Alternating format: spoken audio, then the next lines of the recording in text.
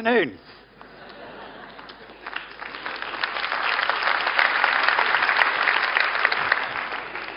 Okay, so motor racing is a funny old business.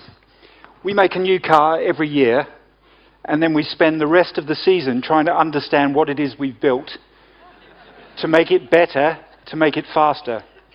And then the next year, we start again. Now, the car you see in front of you is quite complicated. The chassis is made up of about 11,000 components, the engine, another 6,000, the electronics, about 8,500. So there's about 25,000 things there that can go wrong.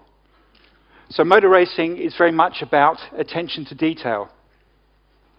The other thing about Formula One in particular is we're always changing the car. We're always trying to make it faster. So every 2 weeks, we will be making about 5,000 new components to fit to the car. 5 to 10% of the race car will be different every 2 weeks of the year. So how do we do that? Well, we start our life with the racing car. We have a lot of sensors on the car to measure things. On the race car in front of you here, there are about 120 sensors when it goes into a race. It's measuring all sorts of things around the car.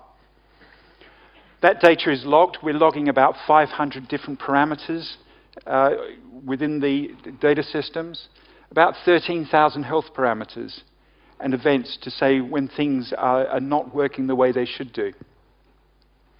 And we're sending that data back to the garage using telemetry at a rate of 2 to 4 megabits per second. So during a 2-hour race, each car will be sending 750 million numbers. That's twice as many numbers as words that each of us speaks in our lifetime. It's a huge amount of data. But it's not enough just to have data and measure it. You need to be able to do something with it. So we spend a lot of time and effort in turning the data into stories to be able to tell what's the state of the engine, how are the tires degrading, what's the situation with fuel consumption. So all of this is taking data, turning it into knowledge that we can act upon. Okay, so let's have a look at a little bit of data. But let's pick a bit of data from another 3-month-old patient. This is a child. And what you're seeing here is real data. And on the far right-hand side, where everything starts getting a little bit catastrophic, that is the patient going into cardiac arrest. Now, when you looked at the data, or when you had the patient, it was deemed to be an unpredictable event. This was a heart attack that no one could see coming. But when we look at the information there, we can see that things are starting to become a little fuzzy about 5 minutes or so before the cardiac arrest. We can see small changes in things like the heart rate moving. These are all undetected by normal thresholds which would be applied to data. So the question is, why couldn't we see it? Was this a predictable event? Can we look more at the patterns in the data to be able to do things better? So this is a child about the same age as the racing car on stage, 3 months old. It's a patient with a heart problem. Now, when you look at some of the data on the screen above, things like heart rate, pulse oxygen, respiration rates, they're all unusual for a normal child, but they're quite normal for the child there. And so one of the challenges you have in healthcare is how can I look at the patient in front of me, have something which is specific for her, and be able to detect when things start to change, when things start to deteriorate. Because like a racing car, any patient, when things start to go bad, you have a short time to make a difference. So what we did is we took a data system, which we run every 2 weeks of the year in Formula One, and we installed it on the hospital computers at Birmingham Children's Hospital. We streamed data from the bedside instruments in their pediatric intensive care so that we could both look at the data in real time and, more importantly, to store the data so that we could start to learn from it.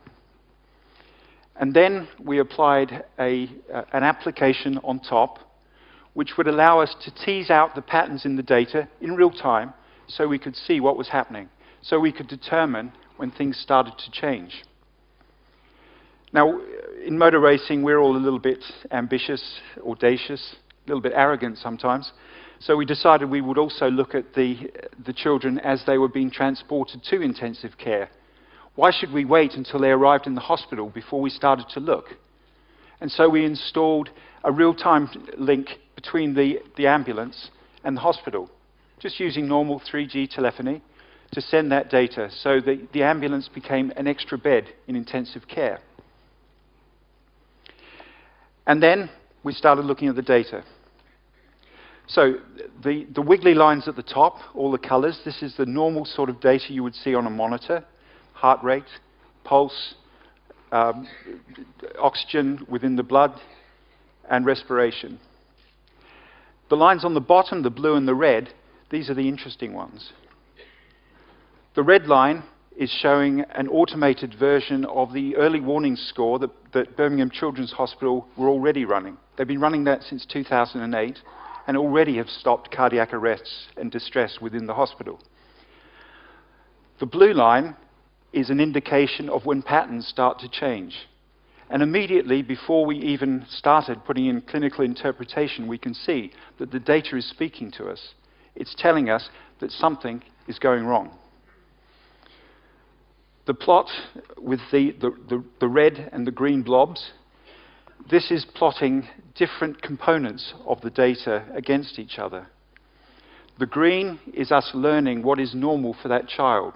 We call it the cloud of normality.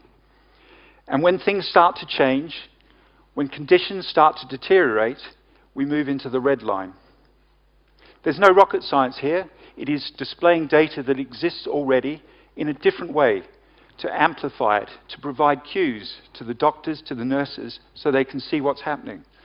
In the same way that a good racing driver relies on cues to decide when to apply the brakes, when to turn into a corner, we need to help our physicians and our nurses to see when things are starting to go wrong. So, we have a very ambitious program. We think that there is the race is on to do something differently. We are thinking big. It's the right thing to do. We have an approach which, if it's successful, there's no reason why it should stay within a hospital. It can go beyond the walls. With wireless connectivity these days, there is no reason why patients, doctors and nurses always have to be in the same place at the same time. And meanwhile, we'll take our little 3-month-old baby, keep taking it to the track, keeping it safe, and making it faster and better. Thank you very much.